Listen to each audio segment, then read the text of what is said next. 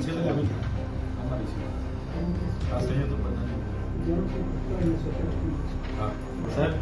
આપણે 1/7/2010 થી ભારત સરકાર પુરસ્કૃત પોસ્ટ મેટ્રિક શિષ્યવૃત્તિની યોજના ચાલુ હતી। એમાં આદિજાતિના વિદ્યાર્થીઓ civil, medical, degree, diploma, pharmacy, BSc, MSc, BEd, PTC બધું કરતા હતા। એમને સ્કોલરશીપના ભરોસે લોકો એડમિશનો લેતા હતા। તો ગયા વર્ષે 28/10/2024ના રોજ આદિજાતિ વિકાસ કમિશનર સાહેબે પરિપત્ર બહાર પાડ્યો અને એ યોજના અમે બંધ કરીએ છીએ એવું જાહેર કર્યું। હા, એમાં મેનેજમેન્ટ અને વેકેન્ટ કોટાના જે પણ લોકો એડમિશનો લીધા એમને શિષ્યવૃત્તિ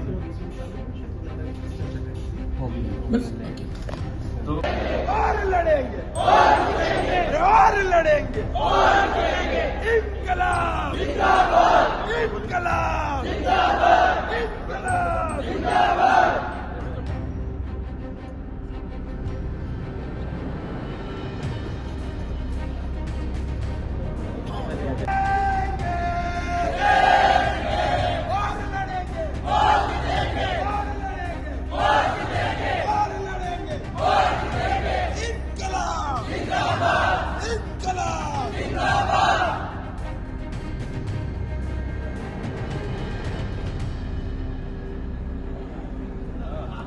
बिरसा कन्नड़ थे कोरों से कन्नड़ थे कोरों से कन्नड़ थे कोरों से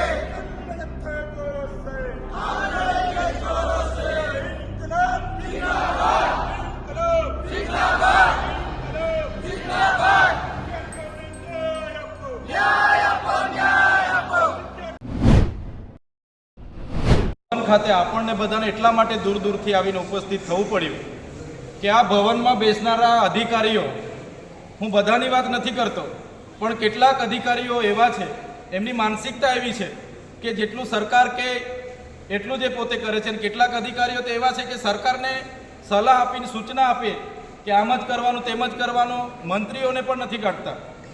આજે વડાપ્રધાન ડેડિયાપાડામાં આવે અને એવી વાત કરે કે આદિજાતિ વિસ્તારના બાળકો ભણે, આઈએસ આઈપીએસ થાય, ડૉક્ટર થાય, એન્જિનિયર થાય, એવા અમે પ્રયાસો કરી રહ્યા છીએ। અને 24-25 એટલે કે ગયા વર્ષે જે પણ આદિજાતિ વિદ્યાર્થીઓ ઉચ્ચ અભ્યાસ, મેડિકલ હોય, સિવિલ હોય, diploma, degree, MSc, BSc, PTC, BA, BEd, MSW, BSW, pharmacy જેવી તમામ અભ્યાસક્રમો માટે જેમણે એડમિશનો લીધા એવા મેનેજમેન્ટ કોટા અને વેકેન્ટ કોટાના 60,000 વિદ્યાર્થીઓની સ્કોલરશીપ આજે અહીંથી જમા નથી થઈ।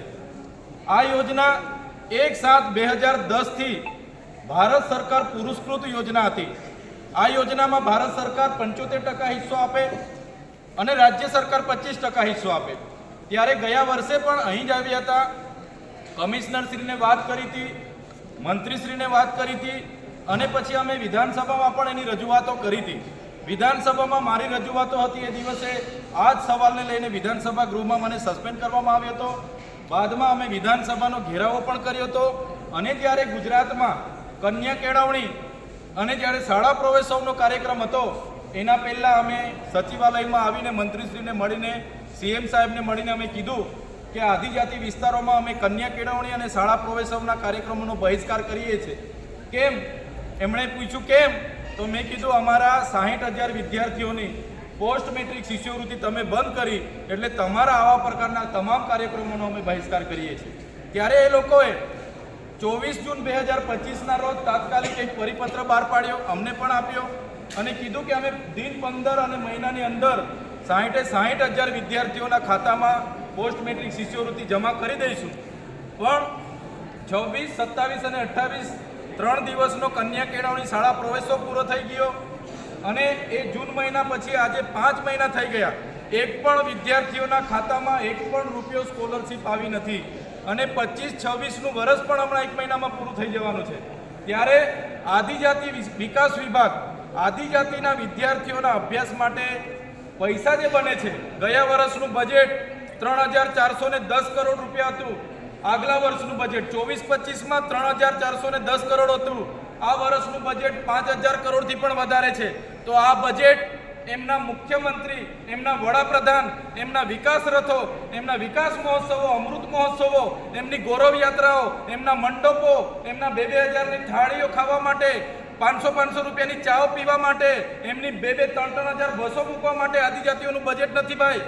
આદિજાતિનું બજેટ તમારી ઊંચી પ્રતિમાઓ બનાવવા માટે, બિલ્ડિંગો બનાવવા માટે, કોરિડોર બનાવવા માટે, એના માટે નથી. આદિજાતિનું બજેટ અમારા વિદ્યાર્થીઓ પણ ભણે ગણે, સમાનતાની ધારામાં આવે, આર્થિક રીતે સમાનતામાં આવે, વૈચારિક રીતે સમાનતામાં આવે, એના માટેનું બજેટ છે. આ આદિજાતિનું બજેટ શિક્ષણમાં તમે નથી આપ્યા, એ ભારતીય જનતા પાર્ટીની સરકારની આદિવાસી વિરોધી માનસિકતા છતી કરે છે.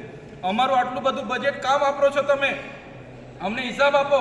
3,410 કરોડ 2024નું અમારું બજેટ છે. કાં વાપર્યું છે એનો હિસાબ તમારે આપવો પડશે. 2025નું બજેટ સત્રમાં અમારા 5,000 કરોડ રૂપિયા હતા, એ તમે કાં વાપરો છો એનો હિસાબ આપવો પડશે. આજે આ વિદ્યાર્થીઓના 600 કરોડ માત્રની જોગવાઈ કરવામાં તમે અમને કહો છો કે બજેટ નથી. ભારત સરકારમાં વાત કરવું પડશે તો અમારા કરોડ રૂપિયા બજેટ તમે કાં વાપર્યું છે. એટલે સરકારને અમે કહીએ છીએ, આદિજાતિ વિકાસ વિભાગના તમામ અધિકારીઓને કહીએ છીએ, અહીંયા ઉપસ્થિત પોલીસ અધિકારીઓ હોય, આઈપી અધિકારીઓને પણ કહીએ છીએ, અમને અહીંયા સુધી આવું જ કેમ પડે? આટલા બધા વિદ્યાર્થીઓને આવું જ કેમ પડે? કેમ કે તમે અમારું કામ નથી કરતા, એટલા માટે અમને આવવું પડ્યું છે. આવનારા દિવસોમાં, આજે તો ખાલી અમે કોઈને જાહેરાત કર્યા વગર, કોઈને જાણ કર્યા વગર આવ્યા છે. મીડિયા મિત્રો પણ કોઈને ખબર નથી, કોઈ આવ્યું નથી. પણ આવનારા દિવસોમાં રીતસર અમે જાહેરાત કરીશું. 9મી ડિસેમ્બર એટલે કે 15 દિવસ બાદ જો ભાજપની ગુજરાત સરકાર 24-25ના મેનેજમેન્ટ કોટા અને વેકેન્ટ કોટાના વિદ્યાર્થીઓના ખાતામાં સ્કોલરશીપ જમા નહીં કરશે તો આવનારી 9 ડિસેમ્બરે બધા જ લોકોને આહવાન કરીશું, વાલીઓને આહવાન કરીશું, વિદ્યાર્થીઓને આહવાન કરીશું, સંસ્થાના વડાઓને આહવાન કરીશું અને હજારોની સંખ્યામાં ગાંધીનગર ઉપસ્થિત થઈશું અને સચિવાલયનો ઘેરાવો કરીશું. પછી પણ કંઈ નથી થતું તો પછીના જે પણ કાર્યક્રમો આદિજાતિ વિસ્તારમાં સરકારના હશે, એ ચાહે વડાપ્રધાનના હશે, રાષ્ટ્રપતિના હશે કે રાજ્યપાલના હશે, એનો આદિજાતિ વિસ્તારના 14 જિલ્લામાં અમે બહિષ્કાર કરીશું. સરકારનો એક પણ કાર્યક્રમ નહીં થવા જોઈએ. કેમ કે અમારા ભવિષ્ય, અમારા આદિવાસી સમાજના યુવાનોનું ભવિષ્યનો સવાલ છે. તમારી ઊંચી પ્રતિમાઓ બનાવી દેવાથી, મોટા ડેમ બનાવી દેવાથી, કોરિડોરો બનાવી દેવાથી, જીઆઈડીસી જીએમડીસી કરવાથી અમારા લોકોનો ઉદ્ધાર નથી. અમારા બાળકો ભણશે, ગણશે, આગળ વધશે. આજે શાળા નથી, શિક્ષક નથી, એની વાત તમે કેમ કરતા નથી? આજે ગુજરાત મોડલની મોટી વાત કરો છો. આદિવાસી વિસ્તારમાં કુપોષણ છે, એના માટે કેમ તમે કરતા નથી? આદિજાતિ વિસ્તારમાં સિકલ સેલથી બાળકો પીડાય છે, એની વાત કેમ તમે કરતા નથી? ત્યારે આ બધી બાબતોને આવનારા દિવસોમાં ઉજાગર કરીશું, લોકોને જાગૃત કરીશું અને સરકારને પણ કહેવા માંગીએ છીએ, અમારું બજેટ અમારા લોકોના ઉપયોગ માટે, શિક્ષણ માટે, આરોગ્ય માટે વપરાવું જોઈએ, નહીં કે તમારા તાઇફા માટે અમારું બજેટ વપરાય. એટલે તમામ વિદ્યાર્થીઓને, તમામ લોકોને કહેવા માંગુ છું, આવનારા દિવસોમાં વાલીઓની જરૂર પડશે, આવનારા દિવસોમાં સસ્તાવાળાની જરૂર પડશે. બધાને આહવાન થશે, બધાએ પોતપોતાની રીતે પહોંચવાનું છે. અમે તમારા ન્યાય માટે આગળ આવ્યા છે. જે દિવસે અમારે પોલીસ સાથે ઘર્ષણ થશે ને પહેલો દંડો અમે ખાવા તૈયાર છે, પોલીસ સાથે ઘર્ષણ થશે ને પહેલી ગોળી અમે ખાવા તૈયાર છે. પણ કોઈએ ડરવાની જરૂર નથી. આપણને સંવિધાને આપેલા અધિકારોની વાત છે, આપણને મળેલા સામાજિક અધિકારોની વાત છે. ત્યારે બધાને હું અપીલ કરું છું, જ્યાં પણ તમારા શિક્ષણની બાબતો હશે, અમે આગળ લઈને તમારી આગેવાની કરવા તૈયાર છે. આજે જેટલા પણ લોકો એક સાદા વાતથી કીધું કે ચાલો આપણે બિરસા મુંડામાં જઈએ, આજુબાજુની સ્કૂલોમાંથી પરીક્ષાઓ હતી છતાં પરીક્ષા આપીને તરત તમે આવી ગયા છો, ત્યારે મેં તમામ વિદ્યાર્થીઓનો આ તમારી ગંભીરતાનો હું નોંધ લઉં છું. તમારો આજે સહકાર અમને આજે મળ્યો અને તમારા સહકારથી ગુજરાતના 60,000 વિદ્યાર્થીઓને આવનારા દિવસોમાં એની સ્કોલરશીપ જમા થવાની છે. ત્યારે બધાના આશીર્વાદ આપણને મળશે. એ જ વાત સાથે તમે અહીંયા ઉપસ્થિત થયા, અમારા પર ભરોસો વિશ્વાસ મૂક્યો. આપણા સાહેબશ્રીએ આપણને 15 દિવસ પછી તમારે આવું નહીં પડશે, અમે કરાવી દઈશું એવી બાહેધરી આપણને આપી છે. 15 દિવસમાં થઈ જાય તો અમે તમારો ખૂબ આભાર માનીશું અને નહીં થાય તો આનાથી પણ હજારોની તાકાતમાં અહીંયા યુવા લોકો બિરસા મુંડાની વિચારધારા સાથે આવશે. એ જ વાત સાથે આજે મારી વાતને હું